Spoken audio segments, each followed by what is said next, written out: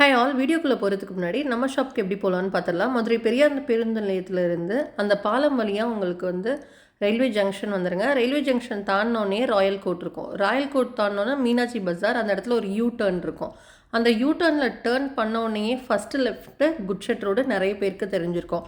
Goods shed road உள்ளே வந்தோன்னா right hand சைடில் இருக்கக்கூடியதான் நம்ம ஃபோரஸ் இன்டீரியர். இன்றைக்கி ஒரு ப்ராஜெக்டோட டெஸ்டிமோனியல் தான் பார்க்க போகிறோம். வாங்க வீடியோக்குள்ளே போகலாம். ஹாய் சார், வணக்கம். எப்படி இருக்கீங்க? நல்லா இருக்கும். உங்கள் பேர் சார்? என் பேர் அர்ஜுனேக்கண்ணன். ஓகே சார், இப்போ நீங்கள் எந்த ஊரில் இருக்கீங்க? உங்களுக்கு எப்படி ஃபோரஸ் இன்டீரியர்ஸ் தெரியும் சார்? நாங்கள் தேனியில் இருக்கோம். தேனியில் புதுசாக வீடு கட்டிட்டு இன்டீரியருக்காக ஐடியா பண்ணிக்கிட்டு இருந்தப்ப தற்செயலாக சாரோட ஆஃபீஸுக்கு போகிறதுக்கான வாய்ப்பு கிடச்சிச்சு. ஆஃபீஸுக்குள்ளே நுழைஞ்சுமே எங்களுக்கு ஒரு நம்ம சரியான இடத்துக்கு வந்த மாதிரி ஒரு ஃபீலிங் அங்கே உணர்ந்தோம்.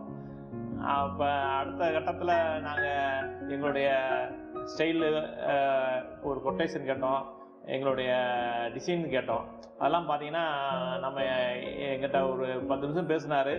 அவர் அதுலேயே எங்களை பற்றின ஒரு ஐடியா அவருக்கு வந்துருச்சு. ஃபஸ்ட்டு டிசைனிங்லேயே அவர் மேக்ஸிமம் கரெக்ஷன் சொல்லாத அளவுக்கு எங்களுக்கு டேஸ்ட்டுக்கு கொடுத்துட்டாரு. ஃபர்ஸ்ட் இம்ப்ரெஷனே உங்களுக்கு ரொம்ப பெஸ்ட். ஆமாம், கொடுத்துட்டாரு. அப்படியே நாங்கள் அதில் செட் ஆகிட்டோம்னு சொல்லுவோம். அதான் உண்மை.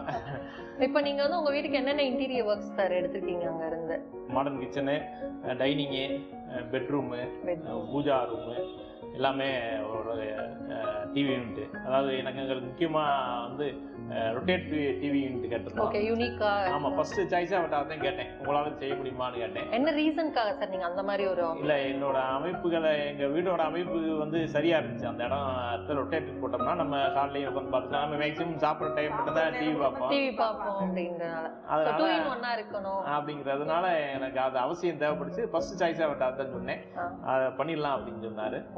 அதே மாதிரி அதையும் சரியாக செஞ்சு கொடுத்தாரு, மாற்றம் இல்லை. ஓகே சார், இப்போ நீங்கள் ஃபர்ஸ்ட் போய் பார்த்துருப்பீங்க, அவங்க உங்களுக்கு ஒரு ப்ரொஜெக்ஷன் காமிச்சிருப்பாங்க இப்படிதான் வரப்போகுதுன்னு.